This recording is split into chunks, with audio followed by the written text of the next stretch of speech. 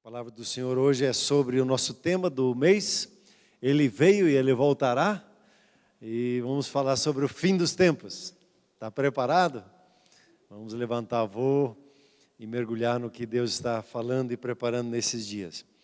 Gostaria de lembrar com você o tema do ano. Você lembra ainda qual é o nosso tema do ano, 2020? Corações abertos tem? Céus abertos. Muito bem. E o nosso texto, esse talvez a gente não saiba decorar, seria um texto para memorizar no ano, né? Vamos dar uma olhada no texto de Colossenses 3, o capítulo 3, 1 e 2. Vamos lá. Colossenses 3, diz assim: portanto, se fostes ressuscitados juntamente com Cristo, buscai as coisas lá do alto, onde Cristo vive, assentado à direita de Deus. E o versículo 2, ele diz ainda: pensai nas coisas lá do alto, e não as que são aqui da terra. É um desafio, né? Nesse ano, na quarta-feira, nós fomos desafiados numa pergunta. Eu fiquei pensando comigo, e quero lançar essa pergunta para você também. O que esse ano fez na sua vida emocional? Algumas coisas a gente perdeu, né? Estava falando aqui do abraço. Parece que nos foi tirado isso. Mas nós ganhamos outras coisas. Nós fomos desafiados a novas oportunidades. Fomos lançados para um novo entendimento e um novo desafio de nos cuidar uns aos outros, de nos consolidarmos pessoalmente como família na nossa caminhada com o Senhor Jesus e consolidarmos uns aos outros nos grupos familiares. Esse ano foi um ano de um tremendo desafio para o nosso crescimento espiritual, e você que esteve atento, creio que você cresceu bastante nesse ano, na sua busca, no seu cuidado para com o que Deus tem preparado para a sua vida. Uma história que foi contada para nós, eu não sei em todos os detalhes, mas vou resumir ela, do evangelista Reinhard Bonnke na África. Ele tinha muito quente no coração dele. Ele dizia em inglês assim: Africa shall save by the blood of Jesus. África precisa ser salva pelo poder do sangue de Jesus. E ele foi como missionário trabalhando e declarando isso na vida dele, foi trabalhando na África, e ele chegou a um ponto de ele ter uma tenda para 10 mil lugares. E ele então pegava a sua tenda, evangelizava, ia de cidade em cidade com a sua tenda, 10 mil lugares. E ela ficou pequena. Ele disse: eu vou construir uma tenda maior. Ele construiu uma tenda para 34 mil pessoas. Para você ter uma ideia de dimensão, o que é isso? São 3 campos de futebol oficiais. É gigante. E eles estavam na cidade do Cabo, na África do Sul, e estabeleceram lá, e a tenda ela tinha 12 mastros, grandes, gigantes, para manter ela acima. Ela não sei quantas vezes maior do que a maior tenda de circo que possa ter havido sobre a face da terra. Acho que foi a maior tenda que teve. E a cidade do Cabo é uma cidade que é bem no fim, assim, lá da África, né, na África do Sul. Até eu me lembro que quando tive a oportunidade de viajar para o Zimbábue, nós aterrissamos na cidade do Cabo. E tinha muito vento naquele dia. Aquele avião era um jumbo, né, que era chamado, não sei o número certo dele. Era um avião enorme e ele estava descendo contra o vento. E parecia que ele estava parado no ar, assim, ele estava assim, descendo assim. E nós lá dentro, a gente aprende a orar daí. Ele foi descendo, pá, pá, e desceu numa boa. E na cidade do Cabo, então, às vezes tem muita ventania. E eles montaram a tenda, estavam preparados para entrar, e naquela noite houve uma ventania. E aquela tenda, ela foi assim, estraçalhada. Os pedaços da tenda foram encontrados a quilômetros dali. Pergunta: o que você faria numa situação dessa? Acabou, né? Avisa para a turma que acabou. Mas o grupo de Reinhard Bonnke, eles se reuniram para orar, perguntar o que fazer. E essa é uma postura do reino de Deus, antes de qualquer atitude, buscar a Deus. E aí, Senhor? E agora? E uma mulher se levantou naquela reunião, e ela disse assim, mais ou menos assim, que os mastros seriam agora a tenda. E eles entenderam que os mastros agora seriam o meio de proclamação. E eles colocaram, a partir de então, eles não construíram mais tendas. Eles entenderam que era para ir para o céu livre, o ar livre. O que aconteceu com aqueles pedaços de tenda que voaram quilômetros? As pessoas que pegavam aquela tenda eram curados. E aquilo se espalhou, as pessoas, a conversa, o testemunho. E o que aconteceu que eles tinham preparado para 34 mil. E as noites tiveram 74 mil pessoas. Em vez de desistir de um projeto, eles encontraram em Deus um novo significado, uma nova decisão e foram em frente. E nós, quando nós enfrentamos problemas e aparentemente algumas coisas nos são perdidas e emocionalmente a gente fica às vezes chorando algumas perdas, levante os olhos e olhe para aquilo que Deus está preparando. Talvez aquela tenda para Reinhard Bonnke era um limitador na vida dele. 34 mil era um número limite. Sabe o tamanho das reuniões que ele chegou a ter? 1,5 milhão de pessoas num lugar só. Falei um aleluia aí. Se vê aquelas fotos de imagem, e o que eram as torres? Eles começaram a fazer torres de som. Os técnicos deviam de cuidar, né, Paulinho? Ia dar um suador para acertar o delay, né, que dá depois para acertar o som todo para 1 milhão de pessoas ouvirem a palavra de Deus. É coisa extraordinária. Se você entrar no Google, veja lá a evangelização na África com Reinhard Bonnke. O que nós precisamos é sempre, quando encontramos alguma coisa aparentemente que perdemos, perguntar para o Senhor: Senhor, e agora?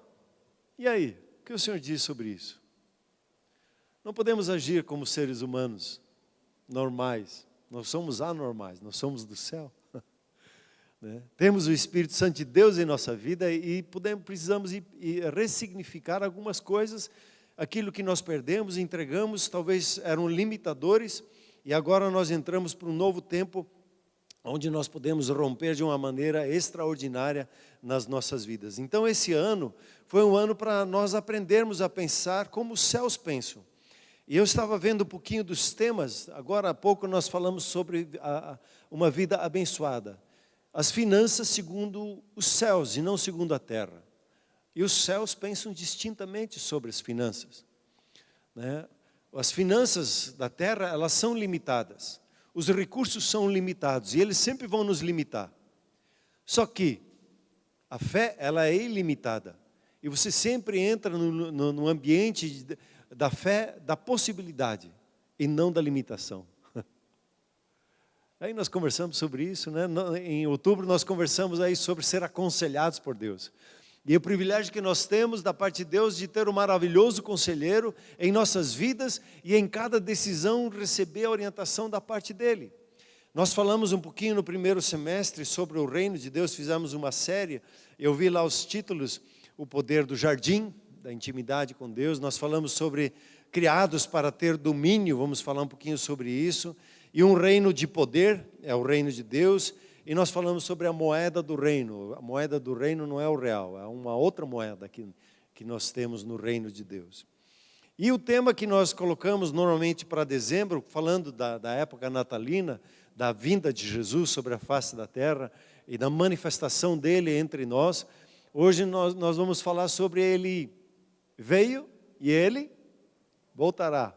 Ou, como foi colocado aqui, ele vem. E vamos falar um pouquinho sobre o fim dos tempos. E eu queria só pegar lá Atos 1:11. Atos 1:11. Esse texto, ele fala ali do contexto, depois nós vamos pegar o contexto todo, mas os anjos falando para os discípulos, dizendo para eles assim: este Jesus que vocês acabaram de ver subir aos céus, esse Jesus que dentre vós foi assunto aos céus, virá do modo como viste subir. Ele como subiu, ele vai voltar. De uma forma distinta que veio da primeira vez como um bebê. O Senhor Jesus não está mais lá na manjedoura, não é mais o bebezinho. Quando você olha no livro da Revelação, da Bíblia, o último livro da Bíblia, o livro da Revelação. Você vai conhecer como o Senhor Jesus é hoje. E esse assunto que sobre o fim dos tempos é um assunto distinto. E eu por anos não ministro, não falo, não prego sobre isso, assim como quero falar nessa época com vocês. Talvez seja por causa da minha experiência pessoal, que eu me senti um pouquinho na minha caminhada. A primeira vez que eu estudei isso, eu encontrei lá 4 linhas escatológicas. A palavra escatologia é o estudo do final dos tempos. E naqueles estudos que nós tivemos lá, que eu estive na escola, lá nos anos de 1983, você nem tinha nascido ainda, né? Estava estudando lá, e aí eram os prós, os contras, os que pensavam dessa forma, os que pensavam dessa forma, que pensavam aquela outra, e tudo com texto bíblico, e um dizendo para o outro, não, você está errado, eu que estou certo, e assim por diante. Aquela discussão ali me deixou um tanto confuso na minha caminhada, e eu tirei o pé sobre esse assunto, e coloquei 2 palavras para mim, consolidar o meu coração e descansar e conduzir a igreja nesse contexto.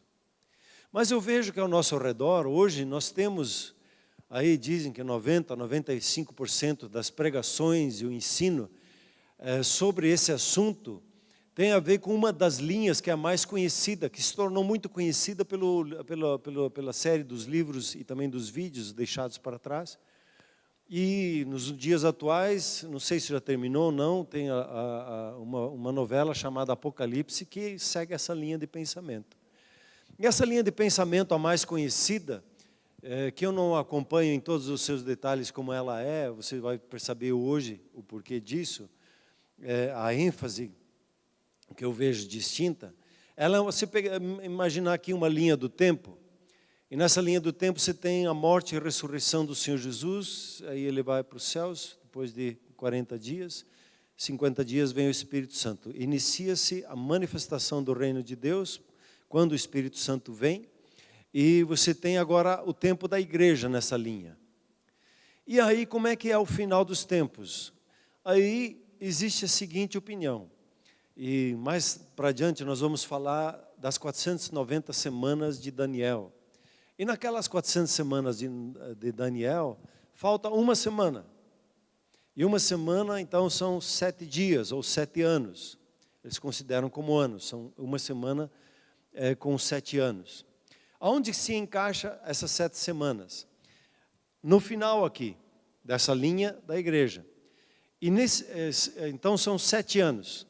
E ele é dividido em 3 anos e meio de paz e 3 anos e meio de confusão, de opressão. Nesses 7 anos, é considerado que o anticristo vai se manifestar. Os que creem, eles creem assim. E aí o arrebatamento da igreja ou acontece no início, ou no meio, ou no final, depende da direção que a pessoa toma no ensino. Então, quando a igreja chega, então, vamos dizer que foi arrebatada no início dos 7 anos, aí o anticristo vai dizer, os cristãos sumiram daqui, agora tem paz. Aí, depois de 3 anos e meio, ele mostra realmente quem ele é e para que ele veio, e ele oprime as pessoas. E a igreja está, então, por um tempo com o Senhor Jesus, tem o julgamento da igreja, que é conforme o seu trabalho, a sua dedicação, o que você fez com Jesus, e você vai obter uma recompensa. E aí Jesus volta com a igreja, e a partir dali ele entra na linha do tempo, e ele vai reinar 1000 anos sobre a face da terra, junto com a igreja. E aí, no final desses 1000 anos, nesses 1000 anos o diabo vai ser preso, né? E no final dos 1000 anos, no começo ele vai ser preso, no final ele vai ser solto, para ver se ele consegue arrebanhar alguém, enganar alguém ainda. E aí vem o grande juízo final, o lago de fogo, destinado ao diabo e aos seus, não para o ser humano, mas para o diabo e os seus, e aí para o tempo eterno da presença de Deus. Em linha mestra, assim, acho que você conseguiu acompanhar, né? Em linha de pensamento, vem essa linha, daí você tem os 7 anos, aí a pergunta é se o arrebatamento, que a igreja vai ser tirada daqui, levada para os céus, acontece no começo, no meio ou no final, e depois o Senhor Jesus volta em 1000 anos, que você encontra lá em Apocalipse 21, 22, que ele conta sobre os 1000 anos. Algumas perguntas, elas vêm forte quando você pega esse assunto. Quem é o anticristo? Se você vivesse na época da Segunda Guerra Mundial, quem era o anticristo da época? Você já sabe responder isso rapidinho, né? Era o tal do Hitler. Se você olhar para os cristãos chineses, quem era o anticristo para eles, há anos atrás? Então o nome dele é Mao Tse-tung. Depende da época, onde que você está, você tem, assim, quem é o anticristo hoje em dia? Aí já dizem que é o Macron, e aí tem uns que identificam, começam a identificar pelo nome, os números, e ficam lá especulando. Mas, vamos conversar com isso mais adiante. A grande pergunta é, quando isso tudo vai acontecer? Me dá uma data, eu quero estar preparado. Aí eu brinco, né? Nós vamos ler esse texto hoje. A Bíblia fala da hora que Jesus vai voltar. O dia da hora. Aí um dia eu falei com outro, ele achava que eu ia apresentar uma heresia. Ele disse, a Bíblia não diz no dia e na hora que você acha que não vai acontecer, é bem nessa hora. Aí tipo, pegar de surpresa. Aí outra pergunta que tem sobre essa época que nós vamos conversando, haverá um grande avivamento no final ou apenas a apostasia?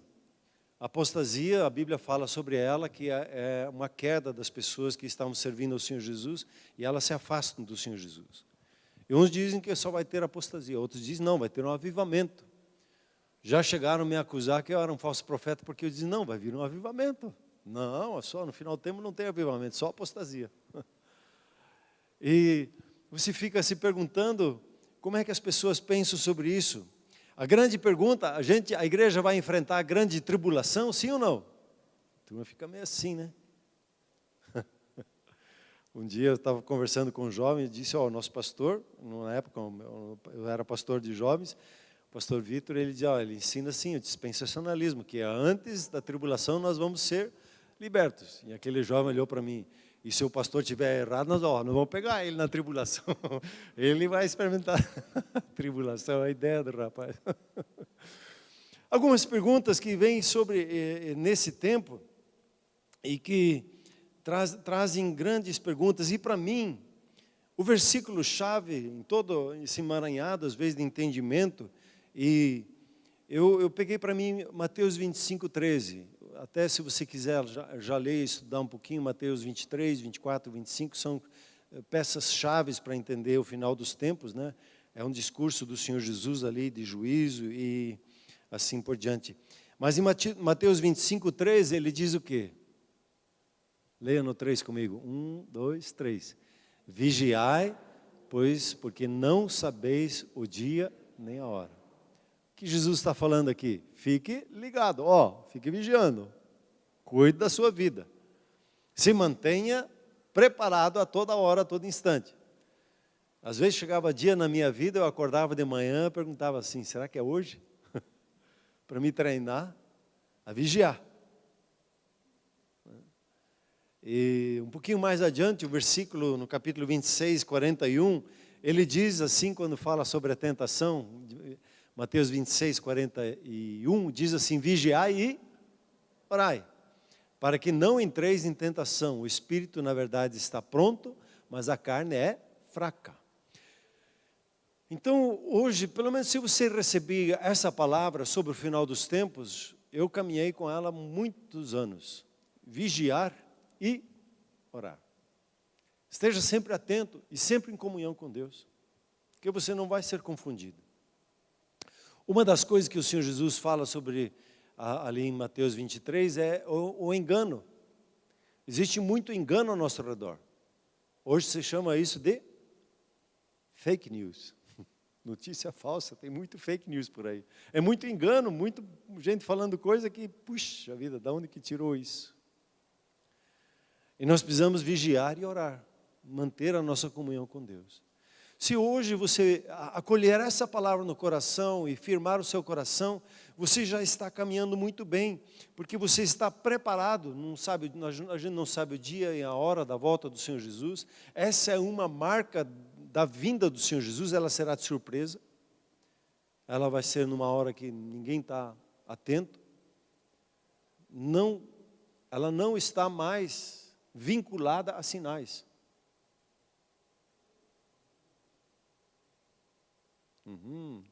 Já estou dando uma dica.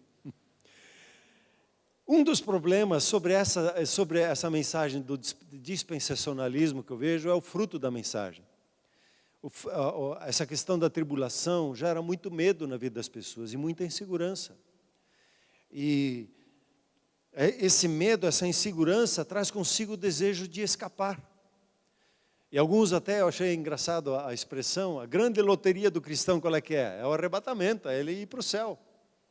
Arrebatamento significa que o Senhor Jesus vai haver o toque do chofar, é o que nós tocamos aqui hoje, haverá o toque do chofar e a igreja será levada, vai ter um encontro com o Senhor Jesus nos céus. Nós vamos nos encontrar com Ele lá. Isso significa arrebatamento. E as pessoas, então, elas ficam com o desejo de ir para o céu. E se o céu fosse o nosso objetivo, então, quando a pessoa se convertesse, a gente já resolvia, já promovia ela para o céu, se esse é o objetivo. E o engraçado é que quando a gente enfrenta a morte, a gente não quer morrer, né? E a gente chora a dor de uma perda, e nós perdemos alguns queridos das nossas famílias nessa época, porque a morte é a nossa inimiga.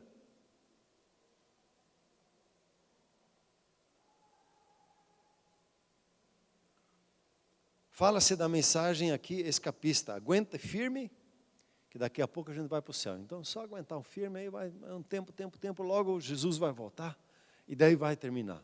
Uma das expressões que a gente escuta muito, né, hoje, as notícias ruins, né, como o pastor Werner cunhou uma vez aqui, o relatório do inferno, que vem lá no jornal das 20 horas, jornal, sei lá, das quantas, tanto jornal aí que fala só o relatório das trevas, que as trevas estão fazendo. O que a mente do cristão começa a acreditar que as trevas estão ganhando e a igreja está perdendo. Não é nada disso, a igreja está avançando e conquistando muito mais. As trevas, elas estão desesperadas para tentar oprimir e segurar a igreja, mas as portas das trevas não prevalecem contra a igreja. A gente vem que nem um rolo compressor como igreja, né? A gente está avançando e crescendo. Hoje se fala talvez mais da figura do anticristo e da força dele, da ameaça que ele é, do que da autoridade do Senhor Jesus.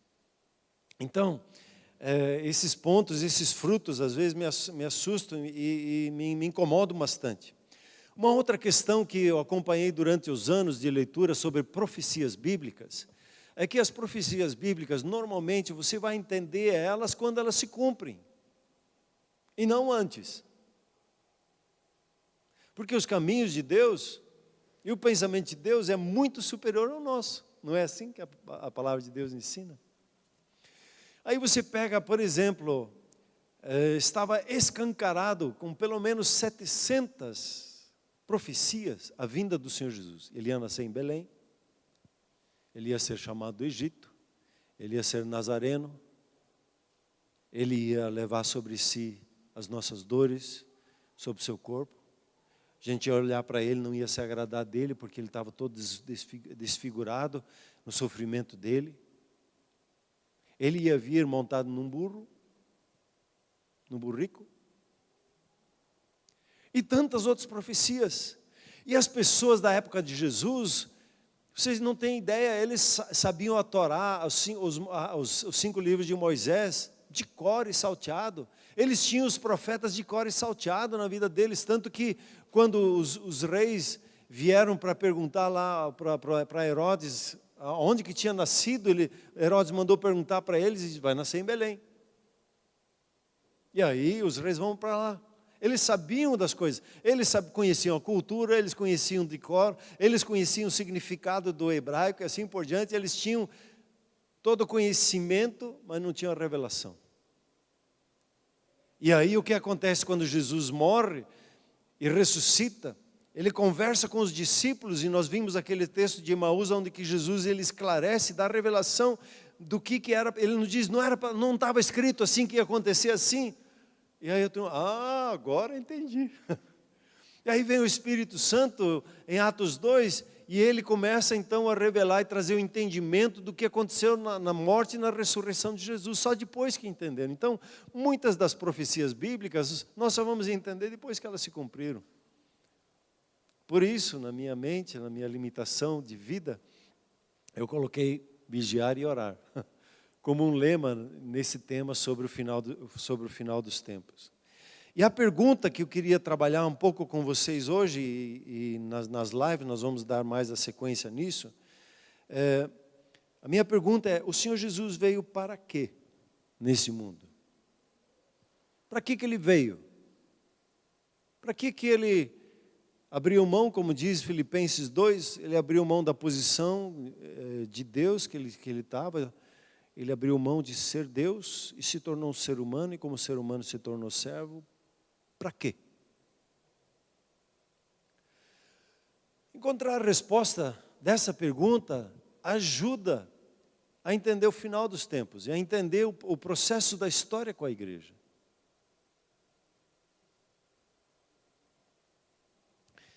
Para que o Senhor Jesus veio? E aí vamos naquele texto de Isaías capítulo 9, versículos 6 e 7, muitas vezes cantado na época nas cantatas de Natal.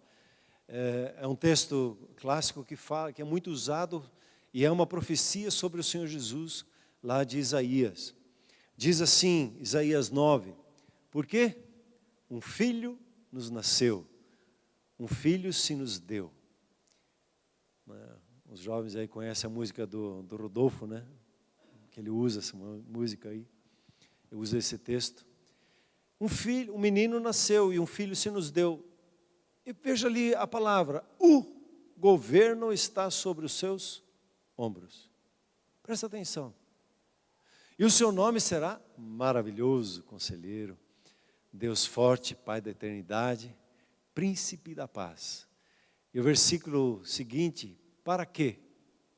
Se aumente o seu governo e venha a paz sem fim sobre o trono de Davi e sobre o seu reino, para o estabelecer e o firmar mediante o juízo e a justiça, desde agora e para sempre. O zelo do Senhor dos Exércitos fará isso. Sobre os ombros do menino está o quê? O governo. Volta para mim o versículo 7. Sobre o ombro dele está, aí o 6, né? O governo está sobre os seus ombros. E aí o 7, ali ele fala governo, e no 7 ele fala que aumente o seu governo. Fala do trono de Davi, fala do seu reino, para afirmar mediante o juízo e a justiça. Fala de reino, fala de governo. Jesus veio para quê? Eis a pergunta. Para que ele veio sobre a face da terra? Quando o anjo Gabriel ele vem conversar com Maria, o anjo ele fala alguma coisa muito distinta para Maria. Ele diz assim, o anjo Gabriel, este seu filho será grande e será chamado Filho do Altíssimo. Deus o Senhor lhe dará o trono de Davi. Fala de trono, fala de governo. Seu pai. E ele reinará para sempre sobre a casa de Jacó, e o seu reinado não terá fim. Fala sobre o reino e fala sobre o reinado. E aí eu queria pegar com você, lembrar, estou só lembrando alguns versículos e pontuando para que Jesus veio. Ele veio e ele tinha um governo sobre os seus ombros. E a primeira mensagem do Senhor Jesus foi qual? Ele disse assim, o tempo está cumprido. Outra tradução diz, chegou a hora. Chegou a hora do quê? Ele diz, o reino de Deus está próximo. Ele está para se manifestar. E aí ele diz duas atitudes: arrependei-vos e crede no Evangelho. O reino, o governo que estava sobre os ombros dele estava por se manifestar. E aí nós vamos falar um pouquinho mais adiante dessa batalha de reinos que houve sobre a face da terra e onde esse reino quer se manifestar na nossa vida. Aonde que o governo, quando nós falamos em governo, nós pensamos em presidente, nós pensamos no Senado, mas na mente de Deus, o que é o governo? O que estava na mente de Deus quando Ele fala sobre o trono de Davi? E Jesus diz aqui: o tempo está se cumprindo. O reino de Deus está chegando. Aí quando o Senhor Jesus ele está num embate e tem uma libertação, e uma pessoa liberta de um espírito maligno, e ele diz assim: se pelo dedo de Deus, o Espírito Santo, eu expulso o demônio, é sinal de que o reino de Deus chegou. Há um embate aí. E quando ele fala que o reino de Deus está por se manifestar e ele chama para o arrependimento, a palavra arrepender-se não é só das coisas ruins, é da maneira humana que nós pensamos, da maneira humana como nós lemos a nossa história. Nós somos chamados a um arrependimento, a pensar como Deus pensa, e não pensar mais como o ser humano pensa. Para isso que o Espírito Santo chega na nossa vida, para nos dar entendimento, e a Bíblia fala então de revelação, de perceber o mundo espiritual, e em Cristo Jesus os seus olhos espirituais são abertos, os seus ouvidos espirituais são abertos, eles estão abertos, talvez a gente não perceba, mas eles estão abertos, é só prestar atenção, que você tenha revelação, o próprio Espírito Santo de Deus está na sua vida. E Ele está aí para lhe dar entendimento. E aí eu preciso aprender a pensar como Ele pensa. E aí você olha para as mensagens do Senhor Jesus, Ele falava sobre o reino de Deus. Em suas mensagens. Constantemente. A tal ponto que os discípulos, chegou um momento que a mamãe de Tiago, como é que é o nome do irmão do Tiago? Tiago e João, né? Tiago e João. Mamãe chegou lá: ô Jesus, você fez um lobby lá com Jesus. Lá no teu reino, põe um da direita e um da esquerda, né? Dá uma vaga para eles lá. A mamãe estava já fazendo lobby lá, para que já conseguisse o lugar de posição de destaque como um ministro, como um da direita como um da esquerda. Não sei se é da Casa Civil, que ela tinha em mente. Aí Jesus diz: isso não me compete dar, isso não é dado para mim. Quando nós vamos ler um pouquinho mais adiante, em Atos capítulo 1, pode abrir lá, nós vamos ver que os discípulos tinham uma pergunta sobre isso. O Senhor Jesus ele fala sobre a igreja. Hoje nós entendemos igreja como alguma coisa religiosa, mas para Jesus o termo igreja era um termo de administração, de governo. Quando a igreja é chamada para fora para tomar decisões de governo. Os nossos cultos deviam ser momentos onde, quando nós oramos e quando nós proclamamos a palavra de Deus e ouvimos, nós tomamos decisões de governo quando nós nos reunimos. Um grupo familiar, quando você se reúne com a sua família, 2 ou 3 discernindo a vontade de Deus, é uma reunião de governo do céu sobre a terra, para trazer o governo sobre a terra. É uma mentalidade diferente do que nós estamos acostumados e precisamos nos arrepender. Outra hora o Senhor Jesus fala sobre: a mim foi dado toda a autoridade no céu e na terra. Aí você lê lá em Efésios capítulo 1, que o Senhor Jesus, ele foi elevado sobre todo principado e potestade, sobre todo e qualquer governante das trevas, ele está acima, ele é o manda-chuva, ele que manda. E aí é dito que ele deu à igreja a autoridade dele. Era outro tempo, quando o outro termo que nós não temos, o entendimento hoje se virou um termo que nós usamos dentro de igreja, somente a palavra apóstolo. Ele era um enviado do governo da época para implementar a cultura romana, ou a cultura grego-romana.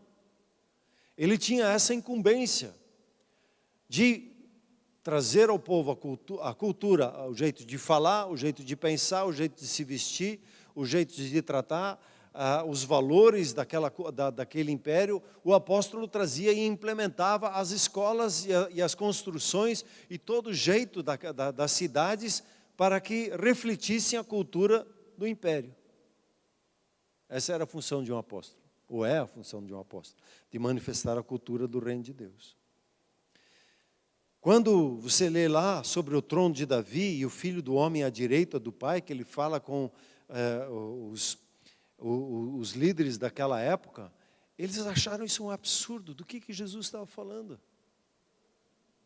Quando ele chama Deus de Pai, era um novo entendimento, ninguém chamava Deus de Pai. Os judeus, o máximo que eles conseguem chegar é ser amigo do amigo de Deus, que é amigo de Abraão. Abraão foi considerado amigo de Deus. Mas ser filho, quer dizer que você se posiciona com a mesma marca do DNA de Deus? Não é possível, você está se chamando de Deus, quando você se diz filho de Deus. Há necessidade de um arrependimento, de uma maneira distinta de pensar. Quando nós falamos sobre a oração, nós temos uma marca de achar que a oração é só para ficar pedindo para Deus fazer as coisas. Quando que a oração é muito mais para ter comunhão com Deus e discernir a vontade dEle, e aí pedir para que essa vontade se estabeleça sobre a face da terra. Aí você começa a entender quando Jesus diz sobre o que você liga na terra, você liga nos céus, e o que você desliga na terra está desligado nos céus, são ações de governo. E só quando nós nos arrependemos é que nós vamos entender isso. E aí os discípulos, vamos lá para o texto, voltar lá para Atos capítulo 1. Eu queria ler um pouquinho o texto para a gente contextualizar. Esse é o último momento que a gente tem lá em Atos capítulo 1. É a última conversa, a última pergunta que os discípulos têm. E o Senhor Jesus, no versículo 5, ele diz assim, ele diz que dali a pouco, alguns dias, eles iam ser cheios do Espírito Santo. 10 dias. Ele não fala 10 dias, mas ele diz, alguns dias vocês vão ser batizados no Espírito Santo. Eles não tinham muita noção o que era isso, tanto que, como a profecia, quando ela aconteceu, eles ficaram todos embriagados, tiveram visões espirituais de chamas sobre as suas cabeças, e eles estavam lá felizes da vida, curtindo aquele momento que estavam experimentando, e as pessoas olhando, olha, 9 horas da manhã já estão bêbados, o que é isso? Uns ficaram estarrecidos, perguntando, como assim a gente está escutando eles falar na nossa língua, e eles nem conhecem a nossa língua medo-persa, e assim por as outras línguas que estavam lá. E aí Pedro diz, isso é o que o profeta Joel disse. A interpretação veio depois da experiência, não antes. Eles tiveram a experiência, a profecia bíblica tem essa marca, de ser compreendida depois. E aí os discípulos, então, versículo 6. Então os que estavam reunidos perguntaram, olha a pergunta. Senhor, será este o tempo em que restaures o reino a Israel? O que eles estavam esperando? Eles estavam esperando que Jesus se tornasse o rei, que ele se tornasse o imperador, e que Israel, a partir de então, governasse sobre todas as nações da terra. Eles que estavam pensando num governo físico, como nós muitas vezes pensamos quando falamos em governo. E o que o Senhor Jesus quer governar na terra? Ele veio governar o seu coração. O reino de Deus, ele não é visível. Você não vê ele aqui, ele acolá. Você percebe ele no coração. O governo de Deus, ele precisa, Jesus morreu por isso e veio para manifestar o reino dele na nossa vida. Para a gente viver debaixo do governo dele. E aí, quando uma pessoa possa ser eleita como um prefeito, e o Senhor Jesus governa o coração dele, aí é diferente. Mas, Voltando aqui, a pergunta, Senhor, será esse o tempo que você vai restaurar o reino a Israel? E aí a resposta de Jesus, veja lá, respondeu-lhes, não vos compete conhecer tempos ou épocas. Oh, Jesus, o Senhor ia falar para nós agora. Ele diz, não é competência sua, nem minha, saber o dia e a hora. Esses dias estava vendo um irmão, ele disse, provavelmente vai ser em setembro de 2023. Cheio de cálculos. 6.000 anos da Terra, 12.000 anos, chega exatamente na mesma data. Vai ser ali, prepare-se. E o Senhor Jesus diz, não compete a gente conhecer tempos ou épocas que o Pai reservou para a autoridade exclusiva dele. Jesus diz, nem eu. Mas ele diz, o que nos compete? O versículo 8, que você sabe de cor e salteado. O que nos compete? Mas vocês vão receber poder ao descer sobre vós o Espírito Santo e sereis minhas testemunhas. Vocês vão ter experiências com o poder de Deus na sua vida. E vocês vão ser envolvidos com esse poder na caminhada. E vocês vão carregar esse poder. E aonde vocês vão estar, esse poder vai se manifestar. E ele vai trazer o novo nascimento na vida da pessoa. Imagine a manifestação de poder quando você aceitou e entregou a sua vida ao Senhor Jesus. Você foi feito filho de Deus. E houve uma manifestação do poder de Deus na sua vida e o reino de Deus veio sobre a sua vida. Você pode dar uma glória a Deus? Às vezes a gente fica olhando para os tremeliques, ou às vezes a gente quer experimentar alguma coisa do poder de Deus, e o poder de Deus ele é distinto. Ele se revela conforme a presença de Deus se revela em nossas vidas. E quando então o Senhor Jesus, a última grande pergunta é sobre a restauração do reino. E aí quando você olha para Apocalipse, lamentavelmente a palavra Apocalipse significa hoje destruição, mas a palavra Apocalipse significa revelação. Talvez a gente tenha que até mudar o nome do último livro da Bíblia e chamar ele da revelação, como nas Bíblias em outras línguas não chamam de Apocalipse, chamam de revelação do Senhor Jesus. O livro da revelação de quem Ele é. E muitos leem o Apocalipse como a destruição e a manifestação do governo das trevas, quando ali o Senhor Jesus é que está se revelando como o Senhor. E Ele se revela lá, no capítulo 20 mais ou menos, Ele tem no manto que está sobre a coxa dele um nome. Qual é que é o nome que está escrito nesse manto? Rei dos reis, Senhor dos senhores. Que título é esse? Do que ele está falando? Jesus, ele veio para salvar o perdido. Quando se pega isso lá na história de Zaqueu, diz em Lucas 19, porque o Filho do Homem veio buscar e salvar o perdido. E depois em Mateus 18, ele diz, o Filho do Homem veio salvar o que estava perdido. E o que estava perdido sobre a face da terra? O governo de Deus no coração do ser humano. E isso ele veio salvar. E você hoje pode experimentar o governo dele. E quando você declara Jesus é o Senhor da minha vida, essa declaração não é uma declaração religiosa, é uma declaração de governo. Quem governa a minha vida? Jesus é o Senhor da minha vida. Ele governa a minha vida. Você pode dizer isso? Jesus é o Senhor da minha vida. Você pode dizer assim, Jesus é o Senhor do meu casamento.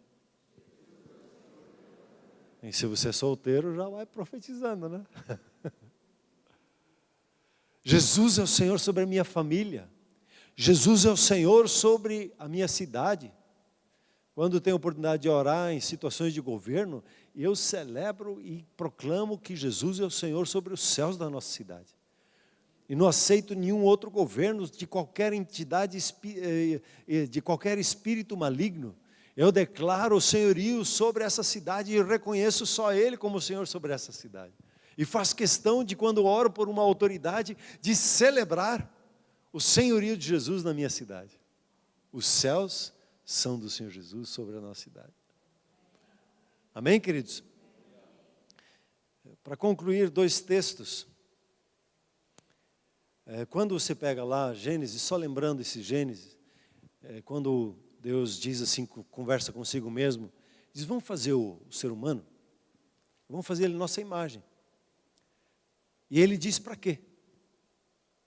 E a palavra é uma palavra simples, que fala de governo, para que ele tenha domínio sobre a terra. Domine terra, mar e ar. Nunca fala ali sobre dominar pessoas. As pessoas se servem. Mas aqui o governo está sobre o ombro do ser humano. Ele é para governar. E o que acontece com muitos? O pet parece que está começando a governar a vida das pessoas. Meu pet para cá, meu pet para lá. Para alguns, o capim lá, a cannabis lá, quer dominar a vida das pessoas. São dominados por um capim. Quando querem para dominar sobre essas coisas.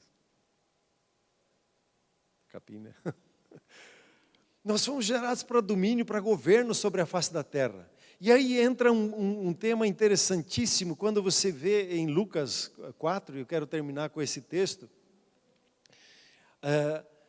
O diabo vem para tentar ao Senhor Jesus. Ele tenta com o primeiro ele vai tentar ele na sua área, na sua área de identidade pessoal. Como ele sempre ataca a gente, ele quer procurar evitar que você entenda que você é filho e que você foi elevado a uma posição de governante sobre a face da terra. E ele sempre vai dizer: mas quem é você? Você não consegue. A sua oração não funciona. Ele quer sempre desmerecer. E com Jesus ele começou assim: se você é filho de Deus, então faça isso. Né? Ele sempre vai na jugular, que é na identidade sua. E não sei se é na segunda ou na terceira agora, ele pergunta, o diabo chega para Jesus, ele mostra para Jesus todos os reinos do mundo, e ele diz o seguinte para ele: eu vou te dar toda esta autoridade e a glória desses reinos. Vamos negociar? Antes de nós ir para o fight, antes de nós entrar em luta, vamos negociar aqui? Vamos fazer um acordo? Eu te dou tudo. Você veio para buscar isso, não veio? Então eu te dou tudo já de antemão. Eu entrego aqui. Só que tem uma cláusula. Ele diz lá: eu vou te dar toda a autoridade e a glória desses reinos, porque ele me foi entregue e dou a quem eu quero. Se o diabo recebesse a adoração de Jesus, pegasse o coração dele, Jesus podia governar sobre o mundo, mas ele seria governado. E Jesus entendeu muito bem a proposta. Disse: está escrito, e mandou o diabo embora. Aí tem uma curiosidade que eu li aqui, ele diz assim: esses reinos, a glória desses reinos foi me entregue, foi dado para mim. Pergunta: quem que entregou para nós pegar ele? Quem que entregou os reinos e a glória dos reinos na mão do diabo?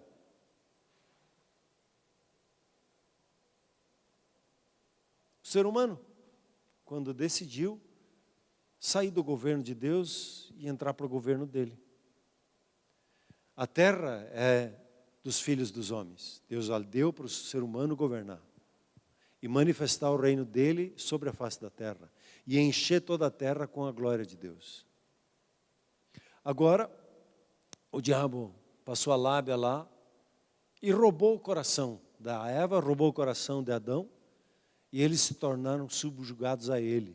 O que ele queria fazer com Jesus nessa hora. Ele disse: eu dou para quem eu quero. A pergunta é: quando o diabo consegue governar uma vida, ele faz essa mesma história. Quando a gente começa a entrar em conluio e conchave com ele para receber alguma coisa, a mesma coisa acontece conosco. E o diabo só tem força hoje, porque ele perdeu ali na cruz. Nós podemos ver isso um pouquinho mais adiante, se nós quisermos. Ele perdeu o governo, ele perdeu até a chave de casa. O Senhor Jesus foi lá no inferno e pegou a chave do inferno. E o Senhor Jesus hoje está postado por cima de toda principado e autoridade. Ele não tem mais autoridade, ele não é mais o príncipe desse mundo. Ele foi, mas não é mais, perdeu o título dele. Porque o Senhor Jesus é o príncipe da paz hoje. E ele é o príncipe, e junto com eles os príncipes reinarão, como diz Isaías 32. Mas nós não podemos entregar. Não podemos entregar o nosso coração para setas do diabo, para pensamentos, para posturas que ele quer gerar em nossas vidas. Não, Jesus é o Senhor. E todo embate que nós entramos, todos os desafios que nós enfrentamos na vida, nós sempre temos a escolha em dizer: Jesus é o Senhor sobre as minhas finanças, Jesus é o Senhor sobre o meu casamento, Jesus é o Senhor sobre minha empresa, Jesus é o Senhor sobre esse sentimento que eu estou tendo agora. Eu reconheço o senhorio dele, e aí o poder de Deus se manifesta na nossa vida.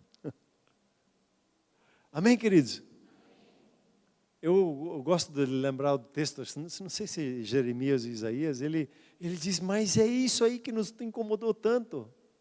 É esse aí que nos incomodava tanto, incomodava as nações. Como que falando, ué, isso? O diabo hoje só tem a autoridade que é dado, que o ser humano pode dar para ele. Por isso ele quer que às vezes eu fale o que ele fala, que eu sinta o que ele quer que eu sinta, falando como nós já ouvimos lá no Aconselhados por Deus, lançando sentimentos para nós como se fossem os nossos. Não, mas eu estou sentindo assim. Opa! Qual o sentimento é? Do Espírito Santo ou é um espírito maligno? Discerna um pouquinho, tenha o discernimento do Espírito. E você vai discernir já na hora. O governo do Senhor Jesus está sobre a sua vida. Amém, querido?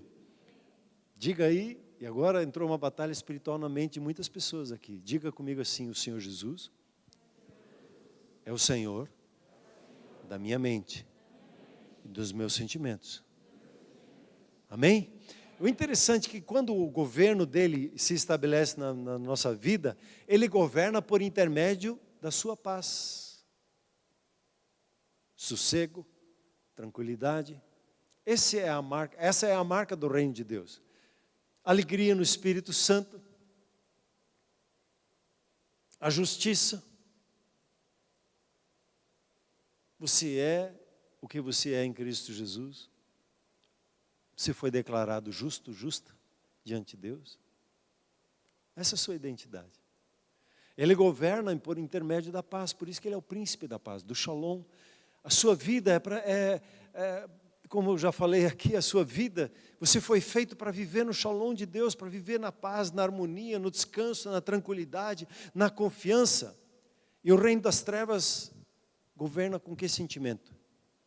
Domina as pessoas com que sentimento? 3, 4 palavrinhas, letras, né? Medo. Sempre lança medo. Sempre lança o medo. É engraçado que parece que a gente tem uma memória, qualquer coisa, né? Aí você diz: alto lá, Jesus é o Senhor sobre essa situação. E aí, Senhor, o que o Senhor diz sobre isso? E é uma batalha esse processo que nós temos hoje em dia no nosso coração, de reconhecer a Jesus constantemente como o Senhor, de confessá-lo com a nossa boca, de experimentar a salvação, a solução que vem da parte dEle, e entender, quando nós entramos e estamos nos últimos dias, é interessante que quando Pedro se levanta e diz, isso é o que o profeta Joel estava falando, nos últimos dias será derramado o meu Espírito sobre toda a carne. Opa, já começou lá em Pentecostes, há 2000 anos atrás, os últimos dias. Aí tem uma curiosidade, deixar você com uma pulga atrás da orelha. Da criação na Bíblia, até Abraão você tem quantos anos? 2.000 anos. De Abraão até Jesus você tem quantos anos? 2.000 anos. De Jesus até hoje nós temos quantos anos? Para o Senhor um dia é como 1.000 anos. Nós estamos entrando no 7º. Últimos dias, o 5º e o 6º. Será que é isso? É uma curiosidade só. Nós estamos vivendo nos últimos dias, a Bíblia é muito clara, é o tempo que nós estamos vivendo e estamos manifestando o reino de Deus. E esse reino de Deus, ele está crescendo cada vez mais sobre a face da terra. Amém, queridos? Como nós podemos então interpretar o fim dos tempos? Nos nossos dias, à luz da palavra de Deus, à luz do reino de Deus. Você e eu, nós somos chamados a manifestar o governo do Senhor Jesus em nossas vidas, famílias, negócios, cidade e nação. Nós precisamos entender o final dos tempos, essa expressão final dos tempos, debaixo do entendimento do reino de Deus e do governo do Senhor Jesus. As profecias, o que foi dito, precisa ser entendido nessa ótica. Senão, no meu entender, senão eu fico confuso. Aí a Bíblia, de repente, é incoerente algumas coisas para mim, eu fico confuso. Mas quando eu começo a entender essa linha de pensamento que é revelada desde a criação, que o ser humano foi levantado para governar, e do governo do Senhor Jesus, lá no livro da Revelação, você vai entender todo esse processo, toda a história, e nós vivemos nesses dias, e o reino de Deus, ele se manifesta por intermédio da sua e da minha vida. Nesses dias, não é dias de se acuar e ficar com medo. Nesses dias é manifestar a paz que há em Cristo Jesus. E as pessoas que estão com medo ao seu redor vão encontrar na sua vida a manifestação do reino de Deus para a paz dela, para elas experimentarem a paz de Cristo, que excede todo entendimento e guarda a nossa mente, guarda o nosso coração. Você hoje é uma testemunha da manifestação do reino de Deus, porque o reino de Deus está aí na sua vida. Amém, queridos? Vamos nos colocar em pé, por gentileza?